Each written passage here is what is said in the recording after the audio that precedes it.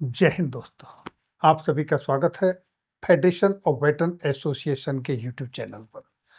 साथियों, प्रधानमंत्री जी से सीधी बात, ये डायरेक्ट लेटर एफवीए ने माननीय प्रधानमंत्री जी को लिखा है, सीधे संवाद करने की कोशिश की है और वो भी जवानों के वेलफेयर को लेकर 8वें वेतन आयोग के लिए ये एक बहुत ही महत्वपूर्ण कदम उठाया है।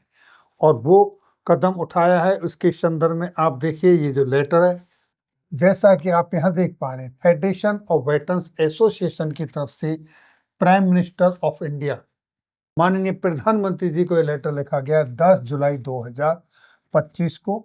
और सब्जेक्ट देखिए आपके सामने, inclusion of one member from defence and veterans segment in 8th CPC। 8वें वेतन आयोग में डिफेंस का एक प्रतिनिधित्व होना चाहिए, चाहे डिफेंस से हो या डिफेंस वेटरन से हो।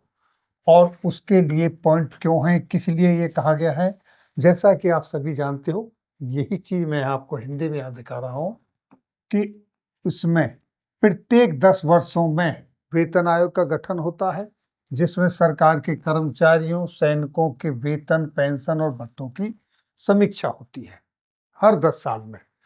और आयोग की सिफारिशों के बाद अक्सर वेतन और भत्तों में कुछ एनोमली जाती हैं, विसंगतियां आती हैं और उनको बाद में सुधारा जाता है। लेकिन कई बार वो विसंगतियां सुधरती नहीं हैं, उनका समाधान नहीं होता और विसंगतियां बनी रहती हैं और वो आगे चल के और बड़ी प्रॉब्लम का विषय बन जाती हैं। सबसे ज्यादा जो विसंगतियां होती हैं, एनोमलीज होती हैं, वो डिफेंस पर्सनल के साथ होती हैं, क्योंकि उनका कोई प्रतिनिधित्व आयोग में शामिल नहीं होता और इसके चलते उनके स्थिति पर, मनोबल पर, पदोन्नति पर और सेवाओं की गरिमा को प्रभावित करती है। इसके संदर्भ में एक उदाहरण यहाँ पेश दिया गया है कि 1972 में आर्मी चीफ की जो पेंशन थी वो प्रति माह 10,000 रुपये थी 1972 में।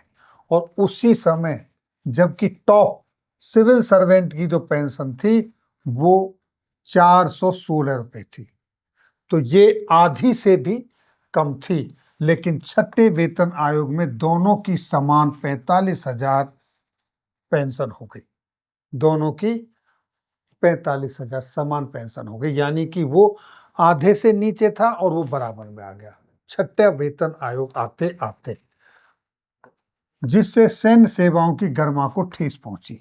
यानी अगर सैनिकों की बात करें तो वो कितने डाउनग्रेड हुए सिविल सर्वेंट के कंपैरिजन में। जब आयोग में सैनिकों की आवाज शामिल नहीं होती तो उनके हितों की अनदेखी होती है, इससे सैनिकों का मनोबल गिरता है और ये एक आपके सामने जीता जागता एग्जाम्पल है, आप इसे देख सकते हो। इसीलिए माननीय प्रधानमंत्री जी से अनुरोध किया गया है, फेडरेशन ऑफ वेटरन्स एसोसिएशन से एक प्रतिनिधि को 8वें वेतन आयोग में शामिल करने का निर्देश दिया जाए। किसको दिया जाए?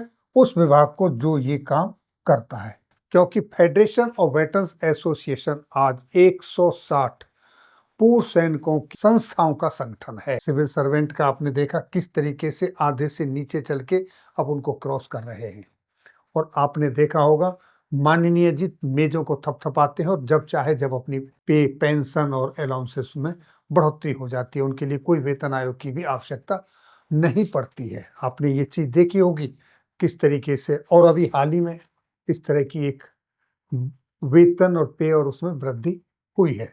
और माननीय न्यायाधीशों की तरफ से बात कहें तो उन्होंने भी अपने लिए कोर्ट का आदेश पारित करके फुल कंप्लीट ओआरओपी ले लिया। चाहे तो आप ये वीडियो देख सकते हैं, वहां दोनों के बारे में मैंने डिटेल से इस इंफॉर्मेशन शेयर की है। ये थी जानकारी।